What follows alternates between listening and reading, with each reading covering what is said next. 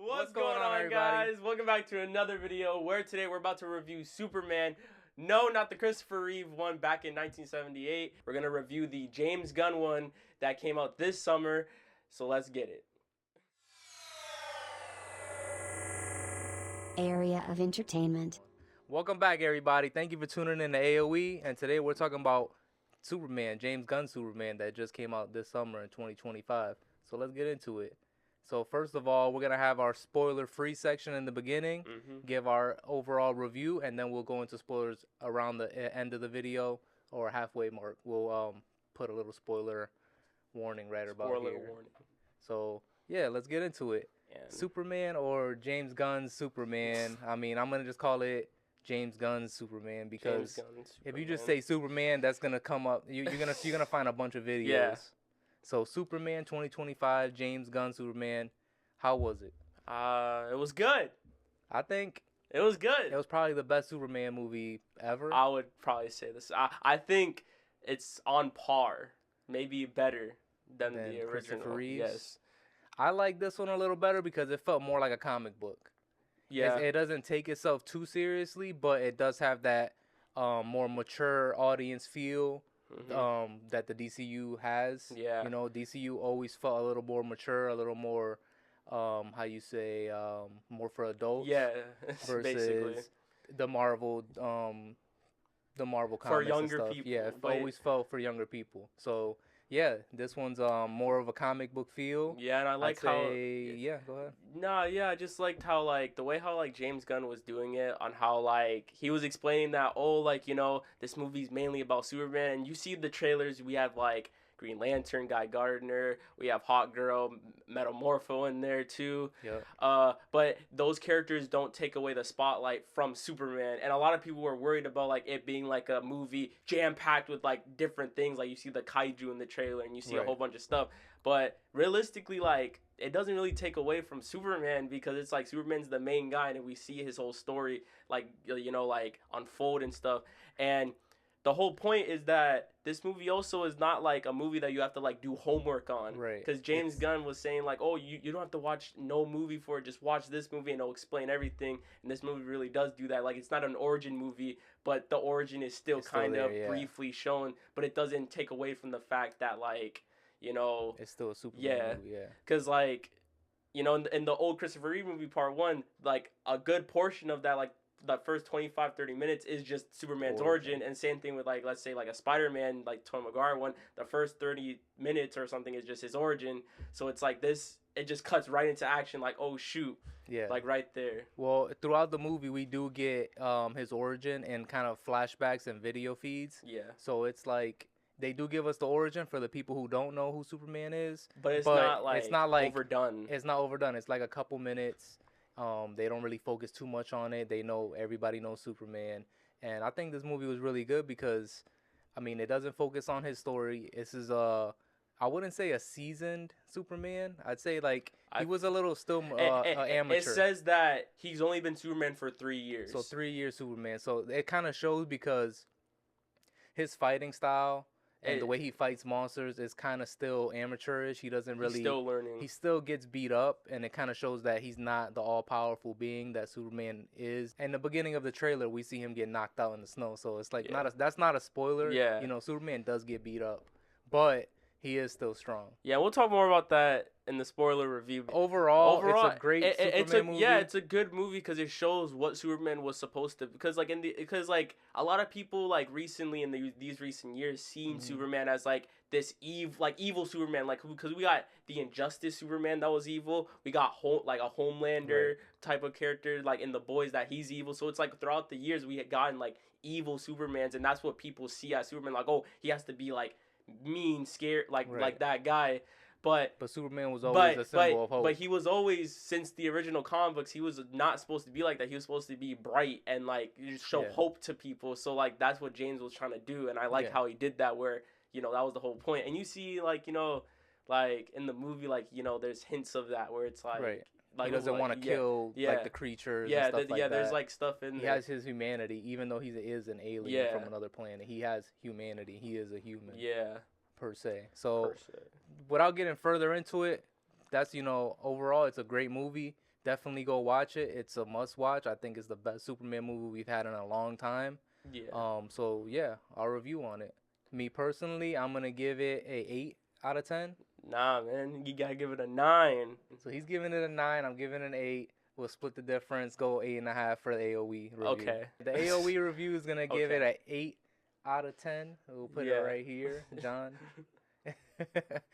So we're gonna give it an 8 out of 10. That's the AOE review, and that's a great movie in my opinion. Yeah. That's still a great movie. It's a must I watch. feel like any movie that's in those numbers, like Yeah. 8, 9, 10, It's those a are must-watch. movies that you have to watch. Right, and this movie is a great movie. It does have its flaws. We'll get into more of that in the spoiler section. I mean, pacing, a little bit of Yeah. dialogue. Some, the story was a little bit lacking, so that's why I gave it the 8. Well, why'd you give it the 9? I just gave it a 9 because, like, I expected a lot of the stuff that I saw in the movie. I was like, yeah, like, I knew that was going to happen and stuff. But I just gave it, I gave it a 9 and not a 10. But in the theater, I was kind of like, man, this is a 10. This is a 10. It is but a good then, movie. But then I was kind of, thinking about it. But I was like, okay, there's, that. Yeah, I get that. There was a lot of pointless scenes and a lot of... So, but still, everything was good. But I give it a 9 because of, some small, minor stuff that's kind of I'm pretty sure they're gonna do that for him in the next movies or movies to come. So it's I'm fine with it. But yeah, it's still a 9. But it's still good though. Still good. It's still great. It's still a great movie. Go check it out. It's an 8.5 or 8.5 AOE scale. If you haven't watched the movie, go watch it and then come back to this point in the video and let's get into it. They all die. I'm just joking. No, they don't die. So this is a Superman movie, so nobody dies. Nobody it's still really a comic dies. book movie. Yeah, nobody really dies. In this movie, Superman gets beat up all the time. He's a weak Superman. So just brief summary. We just jump right in and basically there's these words you have to read in the movie. Right, because it's explaining. Yeah, and it's just explaining the origin real quick, and it's just saying 3 centuries ago there were people that are called metahumans that were on Earth, and it started the thing called gods and monsters, and then 3 decades ago the planet Krypton was getting destroyed. And then they sent a Kal-El, and then it's 3 years ago that's when Superman became Superman, and then it's 3 days ago he was fighting with these people in Barovia or something because he was protecting people, and then it said 3 hours ago the Hammer Barovia started fighting him, and then 3 minutes ago he got beat up. It says Superman lost his first fight, and then it shows him landing in the Arctic, and then that kind of starts that whole thing with Crypto. Then he drags into the fortress. Yeah, and which then, is I don't know about the fortress because conveniently he lands in Antarctica right next to the fortress, and Crypto doesn't take him far.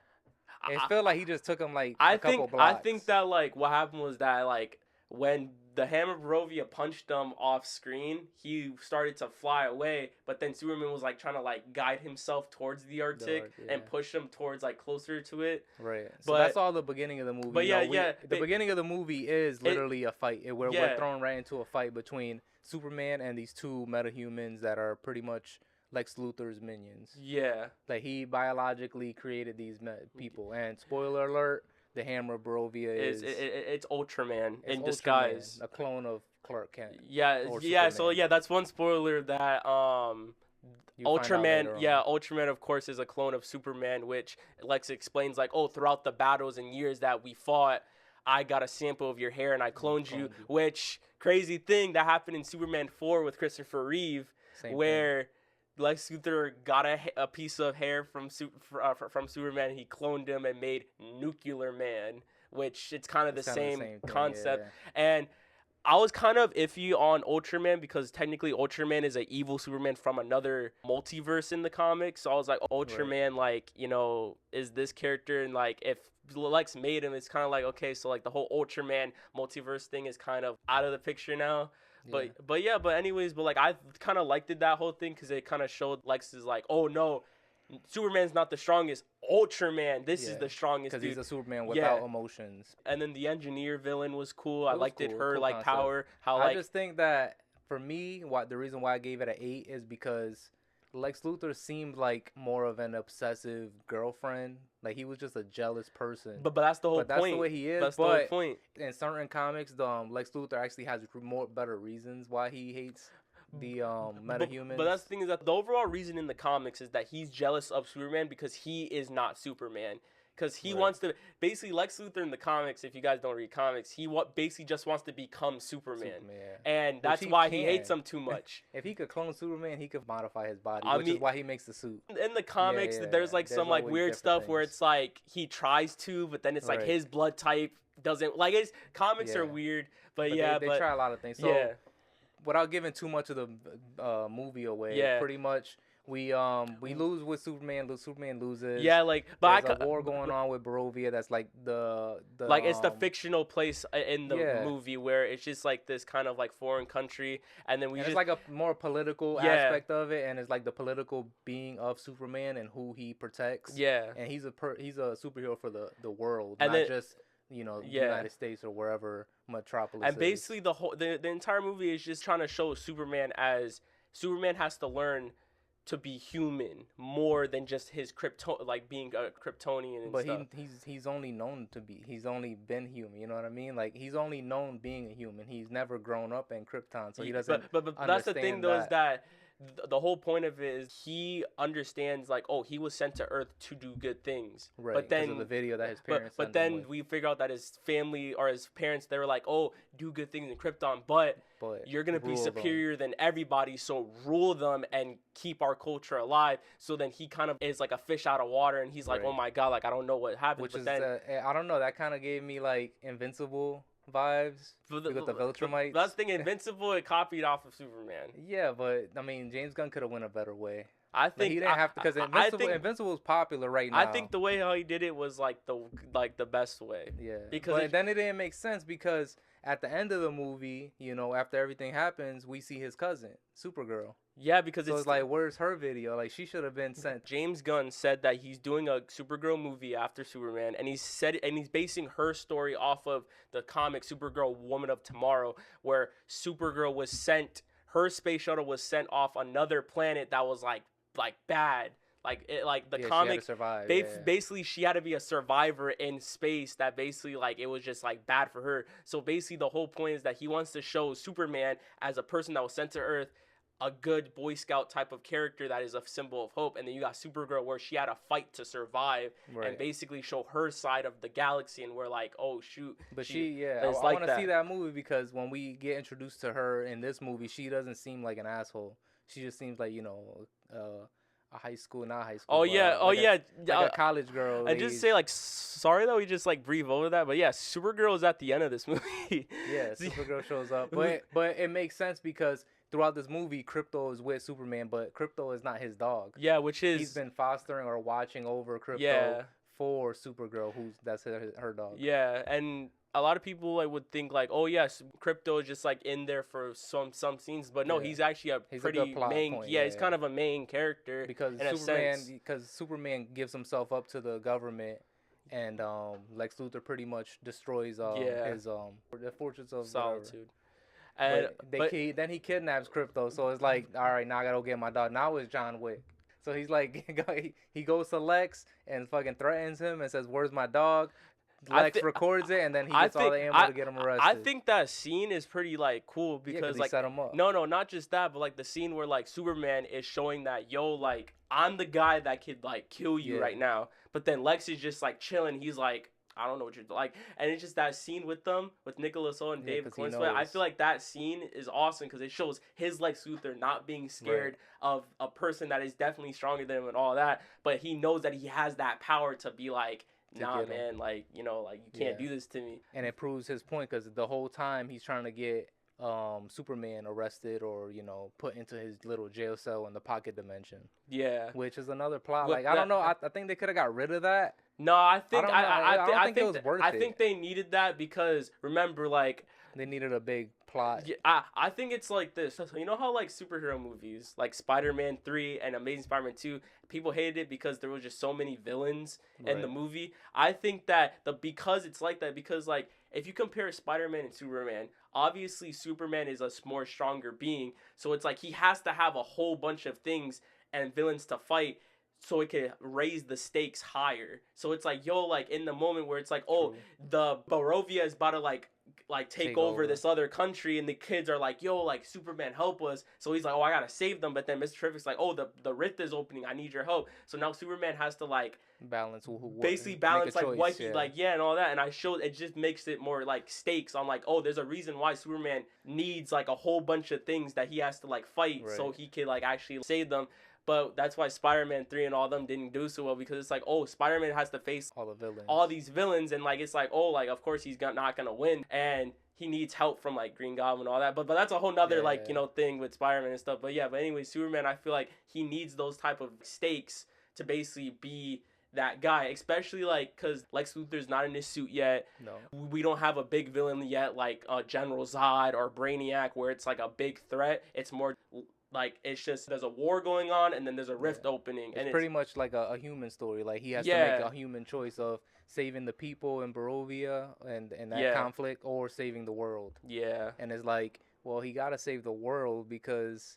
But then he calls in, you know, the Justice League. Well, it's the Justice Gang. The Justice Gang. So in this movie, it's kind of like a play on joke because the Justice League isn't made yet. So they're calling themselves the Justice Gang, and the leader is Guy Gardner's Green Lantern, which a lot of people said that they don't really like.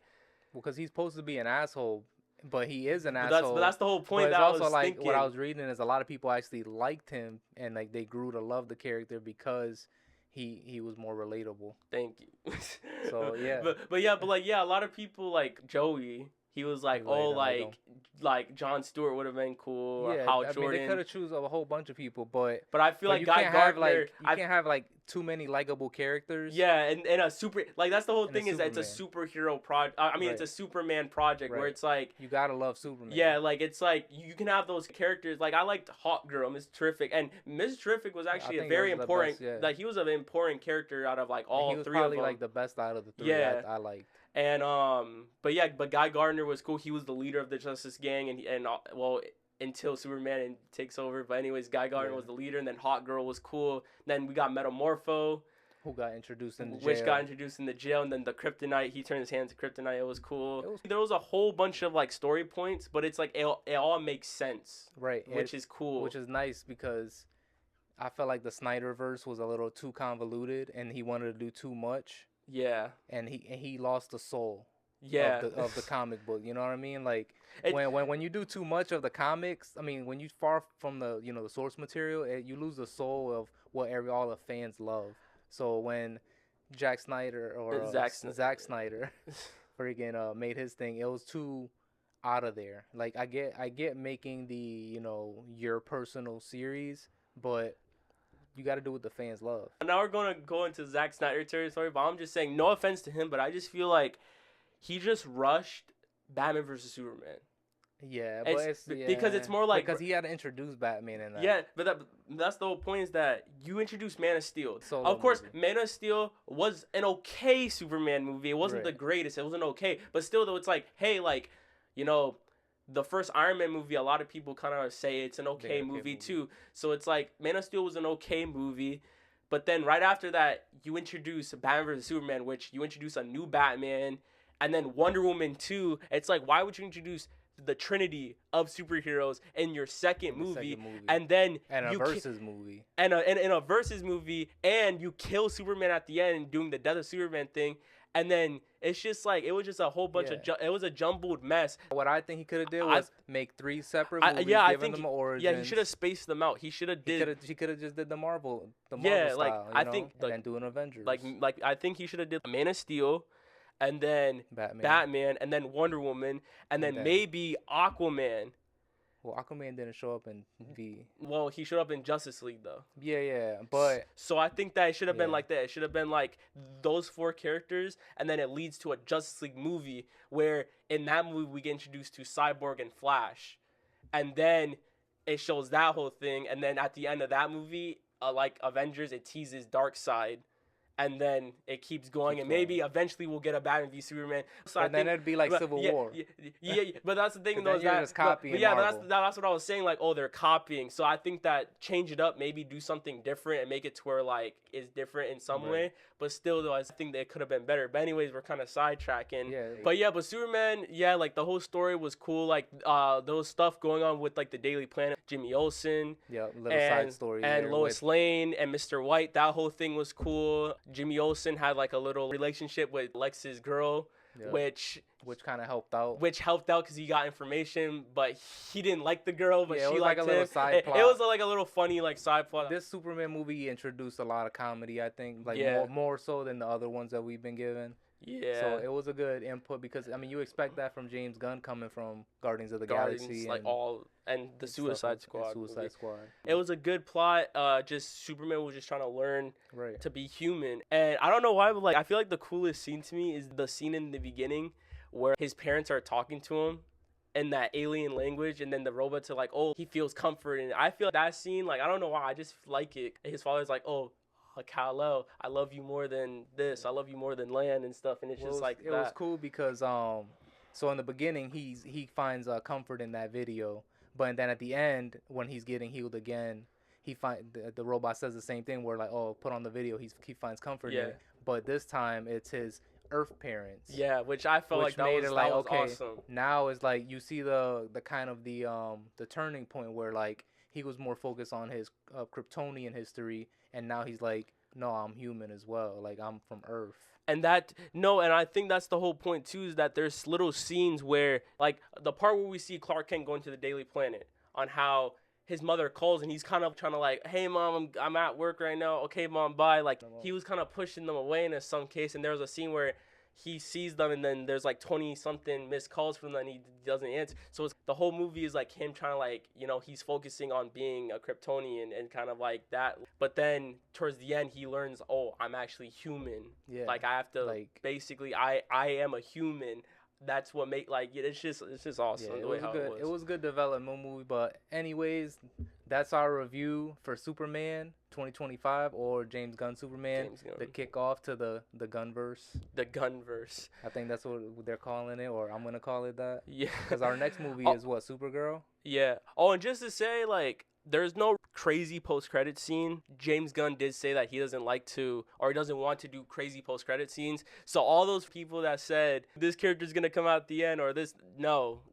I think that him putting Supergirl in the end of the movie was a little bit of tease, but that's a movie that's already in production. Announced. Yeah, movies that are already announced and we're filming.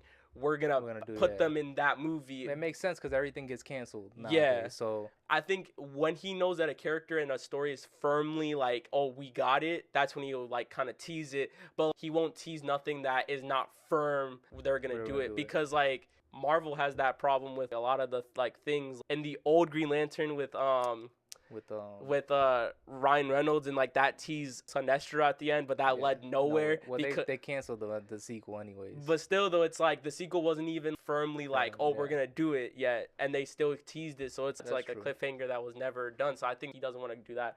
But anyways, besides the point, that was our review on Superman. We loved it. Hope you guys check it out. It's a fantastic superhero movie of this age until Fantastic Four comes out, which we're gonna check that out. We're gonna check that out. But hope you guys enjoy this video. Make sure you guys like, comment, subscribe, and click the little bell to get notified on every video that we do. Where are we? And we're out. Peace.